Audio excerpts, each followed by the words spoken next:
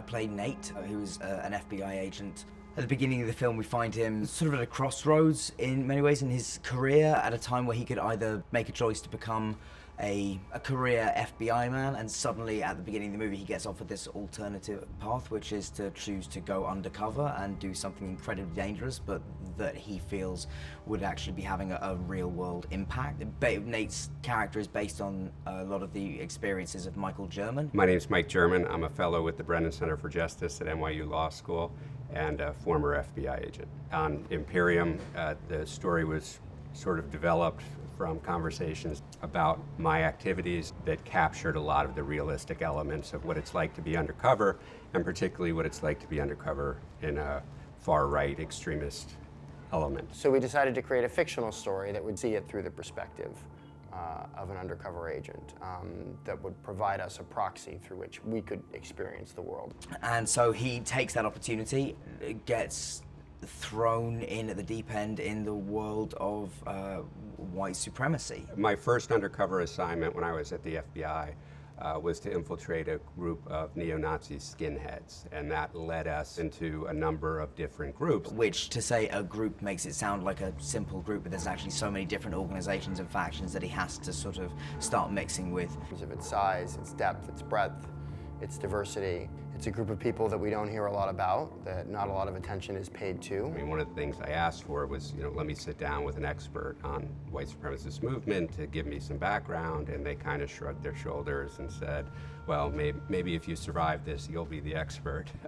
The great thing about this film is it really shows a lot of different variations within the white supremacists. I'm sort of a sophisticated, kind of cultured character within this movement, and my kind of tract is a specific thing, and I kind of want Nate to come on board my train. With anybody trying to understand the white supremacist movement, the challenge is to understand, well, where does it come from? You don't come out of the womb thinking that way. Why do whole swaths of people begin to feel disenfranchised? The white supremacist group that they join or whatever fills a need for like community or something in these people's lives that they don't have elsewhere. What is the seed that gets sown that creates that kind of ideology? It's about a subculture in this country that is real and has very specific beliefs. There's different levels of anger, there's different levels of hate, there's different levels of what are we gonna do with this, there's different levels of racism, there's a lot of different kinds of colors to this world. I think one of the good things that Imperium does is it looks at what some of those conditions are that helps create some of these people. And I don't think the story, I don't think that it's been properly documented in movies yet about the white supremacists and the different variations. In terms of the preparation, there was a lot of watching of documentaries and memoirs written by people that had been inside the movement, biographies of famous figures within the movement. It involved work by social scientists that had lived among people in the movement and allowed them to express themselves in their own words. One thing that was difficult for me was taking the first steps into this white supremacist world. And then it also involved the internet. If you want a sense of this sort of unfiltered version of how these guys think and talk to each other. And those first steps when you first go online, to me, is a little scary. There are certain message boards you can find which gives you a very accurate sense of that. Everything from forums to websites created by people within the movement, all that sort of thing. You can listen to famous speeches by people who give in the movement. You can watch videos put together by ideological leaders of the movement. I'm sure I'm on a watch list because of that. But, it's funny, like anything, you get used to things and then all of a sudden you're reading I read so much stuff. There are a lot of different groups, often that have inconsistent philosophies. There are the screaming Nazi tattooed skinheads, and they're very easy to spot. And I'm this kind of cultured, leather couch, here's some nice books, let's listen to Brahms, have a glass of wine. There is an intellectual streak of people who have found this amazing sort of, with using various branches of sciences, and they're incredibly well read. And they provided me with complex, philosophical, very reasonable arguments, and it's very logical. There's arguably a much more dangerous streak of people that are sort of have found a way of intellectualizing it. And all of that was very interesting for me to read. And the character is just not what you expect. And that I always respond to not what you expect. Typically, what I'd be reading on paper before the case started was all bad. But when you're working undercover and you get to know these individuals as people who have families, who have mothers, who have children, it becomes a very different thing. And sometimes the very uncomfortable thing about them is that they seem like us. I think one of the most important takeaways for me, and hopefully for people from the film, is the complicated fact that these are human beings. I used to tell myself, you know, every person has a mother and their mother loves them. And I have to see what this mother sees to allow me to engage this person in a way that I can effectively gain their trust. You always look for ways to humanize characters you're playing. And you understand that there isn't this idea that they're all bad all the time. Whether those characters are very noble characters or venal characters, characters that we disagree with, we always try to find the humanity in them. And my character is somebody that you would like, you know, you would think you would like, and then you would hear what they have to say, and then, you know, you would probably, not, you might still like them, but you might not. I think if you want to be serious about looking at this problem, you have to be able to hold in your head both of those facts at the same time. You're dealing with the most dangerous and the most pernicious ideologies that have ever existed, probably, and you're dealing with a set of human beings that love and laugh and live and all the rest of it.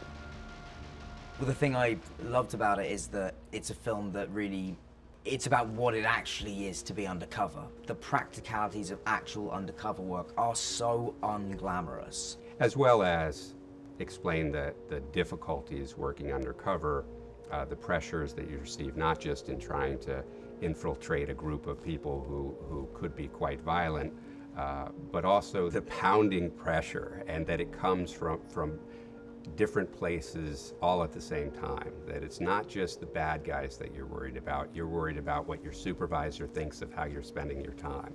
You're worried about whether the case agent understands the information that you're seeing with your own eyes and then trying to explain on paper or through recordings afterwards. For every hour you spend with your suspects, you'll spend 2 hours transcribing that interaction.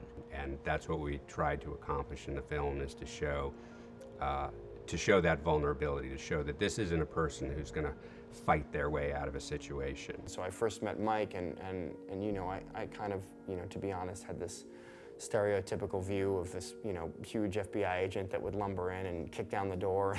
I spoke to Mike a few times and was able to, you know, sort of pick his brains about things and really just sit there sort of in awe of the situations that he has been in and got himself out of.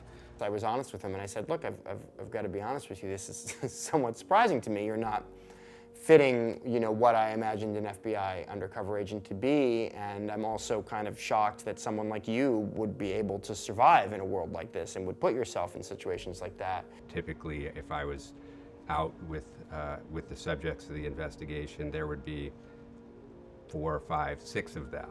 So the chances of me fighting my way out were limited.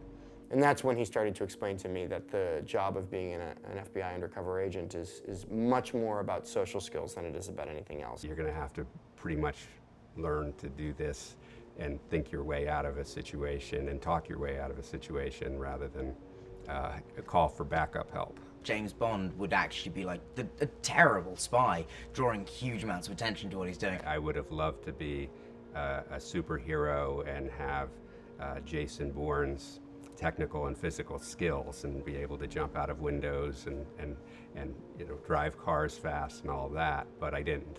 And so once I realized all that, I saw both that there was an opportunity to tell an undercover story in a way that hopefully was fresh and that we hadn't necessarily seen before. I didn't study jiu-jitsu holds or how to use firearms. I was studying how to interact with people, how conversations work, how to encourage somebody to share information with you.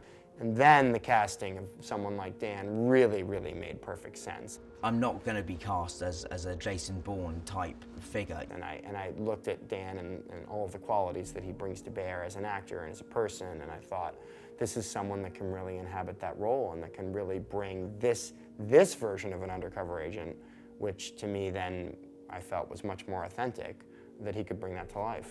I read a lot of scripts where they set a character up as being the smart character, and how he solves his problems is with his intellect and with his mind. And then you get to the last third of the script and they go, fuck it, give him a gun. He's Jason Bourne. Like ignore everything we told you and this is how we're gonna resolve everything now. And this didn't do that. I had to work with very little to protect myself except my brain and my mouth. But his life depends on his ability to just do whatever he has to do to get himself out of the situation. Law enforcement training is all about command authority, enter the room, be the person in charge, and you had to wash all of those habits off of yourself in order to work successfully undercover. Mike basically had his wits and his ability to judge people and read situations and, have a certain amount of charm. Rather than having command authority, you were actually the weakest person in the room. You don't want to be the guy in the room that everybody's afraid of, you want to be the guy in the room that everybody likes. So I knew I wasn't going to shoot my way out of a situation and that I had to just have a plan. And part of that plan is you have to learn how to ask questions without actually asking a question. I suppose that's all he sort of had at his disposal. And that was something that Dan and I were trying to accomplish in the screenplay and ultimately in the film, was the vulnerability that you actually have. So writing of the script took about a year. In the beginning, we sat down and talked, often for several hours. We'd spend about 4 hours every Sunday talking, where I would ask him about his cases, ask him about his experiences. And then once he had put pen to paper and developed a script, we went back and forth with different versions. And then through every one of the drafts, I would get Mike's feedback. Helping him correct things that either were not realistic or add things that might better develop the things that go on in a real investigation. We just kept doing that rewriting process until we got it to the point where we felt it needed to be. So that's what we tried to capture, and I think Dan did a really nice job with it. After that first year of writing the script, we sort of were shopping it around, looking for interest. But the whole thing really took off when Dan became involved. It was lovely to see a film that managed to feel very, very true to reality in terms of the, how tough undercover work is and the actual realities of it, but also still managed to read as a thriller. We had gotten the script to him through his agents. He expressed an interest in it right away, which was great and very exciting. We had a Skype call. When I first had meetings with Dan on Skype, I was kind of like, this guy's so nice that this can't be for real. Over time, through a bunch of Skype sessions, we had gone through the entire script once, sort of reading through it, and had talked about it and talked about the character, what the scenes meant, all that sort of thing. I go to the nice human being part because I feel like it's rarer than it should be. Then in sort of all of the biggest relationships or pairings in the movie, him and Tony, him and Tracy, him and Sam, we then also had a rehearsal period. Certainly wouldn't know he's a first-time filmmaker from working with him. Nothing about him felt like first time to me. Nothing. My clear #1 priority is the actors and performance. Doesn't mean that all the other things aren't priorities. They're huge priorities. They're all critically important, and it's your job to manage all of them. But in sort of the pyramid of needs, the actor to me always comes first. He's concerned primarily about performance when he's on the set, and the best directors I've worked with are. When somebody really nailed a performance beat, that was always the thing that got me the most excited. And they could tell, because I would, yell cut and then jump up and down and clap, and then they'd say, I want that reaction every time, and if I'm not getting it, then I'll do it again. I think what's going on right now is that a lot of people are feeling like they're getting screwed. I don't know how much more simply to put it than that. And they feel like that they are the victims, that the conspiracy is against them. My character and some of the other people he represents in Imperium who feel that something is being taken away from them. the people that we consider the oppressors in life consider themselves to be the oppressed. The argument seems to be we white people are being disenfranchised. From their point of view, they're not up here on this high level beating people down. They're the ones trying to fight their way back up.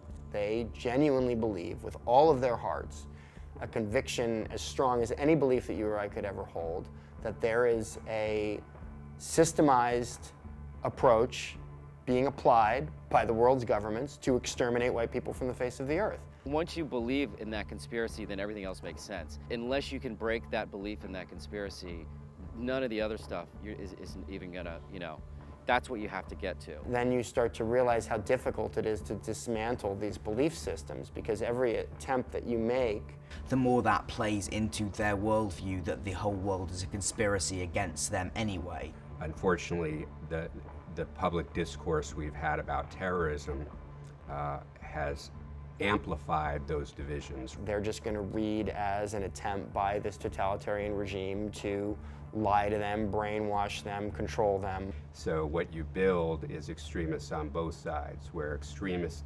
methods are being taken to suppress terrorism, supposedly, but that only increases the justification the terrorists use to recruit members to attack the government, and it becomes this back and forth dynamic that can do great damage to society. And so how do you reconcile those two things? Seeing the divisiveness that's created, not just on security issues, but really on every issue, is what the terrorists want to accomplish, right? Their goal is to divide society along the lines that they choose. The more we write these people off as like just disgusting and abhorrent. Oh, well, you know what, that's just nonsense, and we don't have anything to do with that. Of course, it's born out of ignorance. Of course, it's born out of intolerance. These people are evil, and that's the end of it. The people who have adopted that point of view have had to put on blinders. The thing about evil as a word and as a concept is that it's not particularly illuminating. It doesn't really give you any access as to why people are doing things, or how you might change their mind, or what is the solution that will make these ideologies go away. I think in order to do something about the problem, we are going to have to engage with people that we don't like very much at some point. What I feel is clear is that Stuff is truly dangerous when it is not talked about. in order to deal with this problem in our society, there has to be some level of understanding for the people that feel them and that espouse them. And that's the wonderful thing about art, and why we're all so lucky to be in this industry, is that we get to make something that could change somebody's mind. If we can convince somebody who is predisposed to dislike and distrust the government that what we did was fair, that's how we actually make the country safer.